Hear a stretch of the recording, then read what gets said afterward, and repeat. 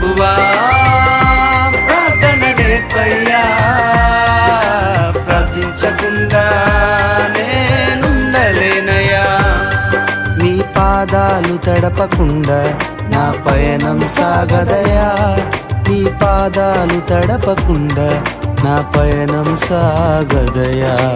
ప్రార్థన వలనే పయనము, ప్రార్థనే ప్రకారము, ప్రార్థనే ప్రాధాన్యము, ప్రార్థన లేనిదే పరాజయం.